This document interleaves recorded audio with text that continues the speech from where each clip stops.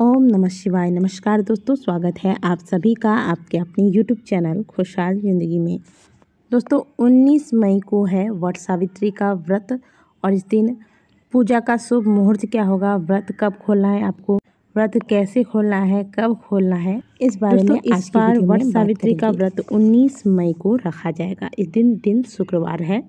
19 मई को अमावस्या तिथि संपूर्णतः आपको उदया तिथि में प्राप्त हो रही है, इसलिए उदया तिथि के अनुसार 19 मई को ही आपको व्रत धारण करना है। पूजा विधि हमने पहले भी आपको कई बार बताई है। आज संक्षिप्त रूप से आपको सारी जानकारियाँ वट सावित्री से जुड़ी हुई प्राप्त होंगी। वट सावित्री के पूजन में कच्चे सूत का विशेष महत्व होता है, क्योंकि इससे फेरी लगाई जाती है और जब तक आप फेरी नहीं लगाते तब तक यह पूजा जो है वह पूर्ण नहीं माना जाता। और पूजा विधि में सामान्यतः आज के दिन वट वृक्ष को जल से सींचा जाता है तथा सिंदूर, अक्षत, रोली, पुष्प, नैवेद्य इत्यादि चढ़ाए जाते हैं। साथ में सुहाग की सामग्रियां अर्पित की जाती है और फेरी अवश्य लगाई जाती है।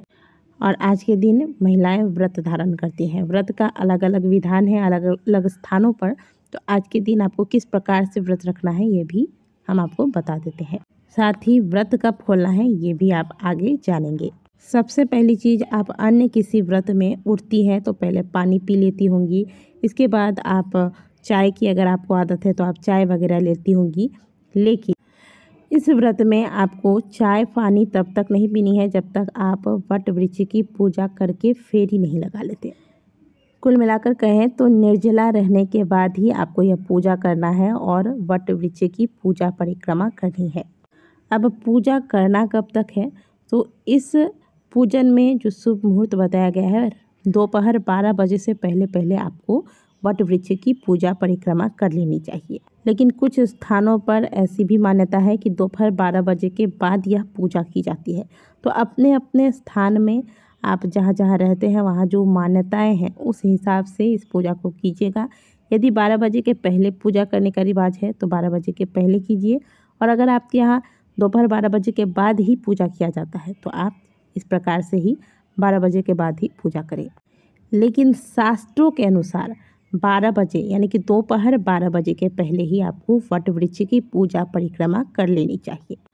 और जब तक आपकी पूजा और परिक्रमा नहीं हो जाती तब तक आप निर्जला ही रहेंगे।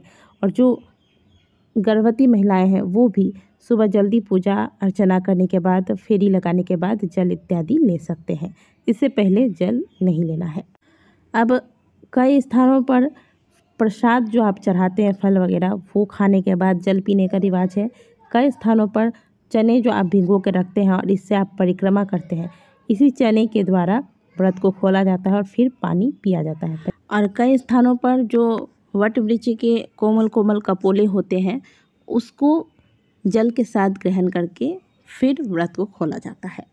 इसके बाद आप चाय पानी या फलाहार वगैरह जो भी लेना है ले सकते हैं। तो सब मिलाकर आज के दिन जल लेने का या फिर फलाहार इत्यादि करने का जो शुभ मुहूर्त है वो यही है जब आप पूजा कर लेते हैं, परिक्रमा कर लेते हैं। उसके बाद आप जल ग्रहण कर सकते हैं, चाय ले सकते हैं। इसके बाद जो लोग पूर्ण व्रत रखते हैं वो आज के दिन फल इत्यादि लेते हैं या फिर जो आप पकवान मिठाई वगैरह चढ़ाते हैं पूजा में उसे ले सकते हैं।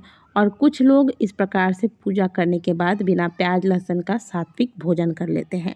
तो यदि आप भोजन कर लेते हैं प्रति बार यानी कि प्रति वर्ष अगर आप पूजा करने के बाद शुद्ध सात्विक नमक वाला भोजन करते हैं तो वो कीजिए।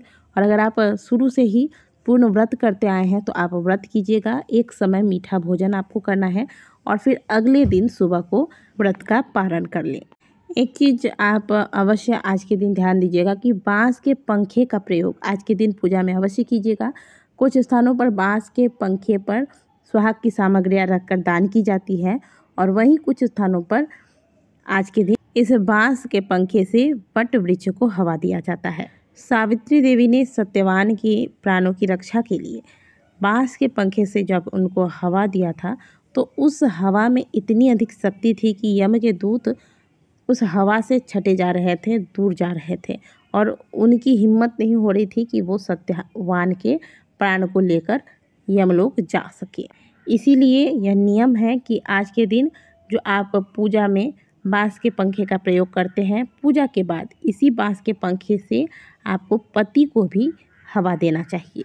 कुल मिलाकर कहें तो आज के दिन फेरी लगाने का विशेष महत्व है। वट वृक्ष की पूजा के बाद फेरी अवश्य लगाइएगा। इसके बाद आप व्रत रखें या न रखें, लेकिन प्रत्येक सुहागिन महिलाओं को आज के दिन वट वृक्ष को सींचना चाहिए और फेरी लगाना चाहिए। और आज के दिन सुहाग की वस्तुएं, श्रृंगार की वस्तुएं अवश्य दान कीजिएगा। पूजा में जो वस्तुएं आप रखते हैं उसमें एक इत्र की शीशी अवश्य रखिएगा। इत्र जो है वह शुक्र ग्रह को मजबूत करता है, तो इसके दान से आपकी कुंडली में शुक्र ग्रह मजबूत होंगे और शुक्र के मजबूत होने से वैवाहिक जीवन में सुख और वैभव आती है। और आज के दिन जितने भी सुहागिन महिलाएं हैं बहुत सुंदर तरीके से तैयार होंगी। आपके सुहाग की जो जो निशानियां हैं वो सब आज आप धारण किए रहेंगी। इसके अलावा आज पूरे दिन आपके पास वट वृक्ष का एक पत्ता अवश्य होना चाहिए। आप इसे धागे में सिलकर या तो आप हाथ में कंगन की तरह पहन लें या फिर आप गले में पहन सकती हैं, या फिर आप चाहें तो बाल में क्लिप से इसे लगा सकती हैं। हमारे यहाँ ऐसी मान्यता है कि यह वट का जो पत्ता है जितनी देर आपके बालों में या फिर आपने हाथ में पहना, जितनी देर आपके पास रहता है उतना ही आपके और आपके पति के बीच प्रेम मजबूत होता है। और आज जो भी आप सुहाग की चीज़ें चढ़ाती हैं उनमें से कुछ चीज़ें आप अपने पास भी रखेंगे, इसलिए एक्स्ट्रा चढ़ाएं। जैसे सिंदूर या चूड़ी आप एक्स्ट्रा रखेंगी जो आप अपने लिए भी निकाल कर इसका प्रयोग कर सकें, यानी कि दान के लिए अलग रखेंगे और अपने लिए भी आप उसमें एक्स्ट्रा ऐड करके फिर पूजा में चढ़ाएं। और चढ़ाया हुआ सिंदूर या फिर चूड़ियाँ आप अपने पास रखें और इन्हें धारण करें। तो दोस्तों, वट सावित्री व्रत में पूजा आपको किस समय करना है तथा व्रत में पारण का शुभ मुहूर्त क्या होगा, किस प्रकार से पारण करना है, इस पर हमने आपको पूरी जानकारी दी है। वीडियो अगर अच्छी लगी हो तो वीडियो को लाइक ज़रूर कीजिएगा। कमेंट बॉक्स में हर हर महादेव अवश्य लिखिएगा। मिलते हैं आपसे अगली वीडियो में, तब तक के लिए ओम नमः शिवाय, हर हर महादेव।